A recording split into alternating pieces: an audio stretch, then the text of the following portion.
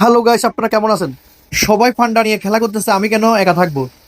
আমিও বসে নাই, আমিও ফান্ডা নিয়ে শুরু করে দিছি। চায়না যাওয়ার ট্যুরিস্টের ট্যুরিস্টের জন্য ভিসার জন্য আবেদন করে দিচ্ছি। বিষয়টা হয়ে গেছে, আমিও চায়না যাওয়ার জন্য অলরেডি রেডি। তো ওই পাসপোর্ট আমার রেডি, ভিসা রেডি, তাহলে আমি বসে থাকবো কেন বাংলাদেশে? তাহলে চলে গেলাম, অলরেডি বিমানের উদ্দেশ্যে চলে যাইতেছি। ভিতরে বোর্ডিং পাস করতেছি। বোর্ডিং পাস করার সময় চলে যাইতেছি, আমি অনুমোদন নিলাম, আমি ওখান থেকে একটা ফান্ডা নিয়ে আসবো সরাসরি বিমানে। বিমান থেকে সুন্দরভাবে বসে আছি, চলে যাবো চায়নার একটা শহরে। শহরে নেমে আমি একটি গাড়ি ধরবো, গাড়ি ধরে সুন্দরভাবে চলে যাব চায়নার খামারে। আপনারা যদি আমাদের শেষ পর্যন্ত ভিডিওটা দেখতে চান, চায়নার খামার পর্যন্ত ভিডিওটা পুরো দেখে যাবেন। তো চলে যাচ্ছি গাড়ি ড্রাইভ করে কোথায়, চায়নাতে। মোটামুটি যাইতে যাইতে চায়নার উদ্দেশ্যে যাইতেছি।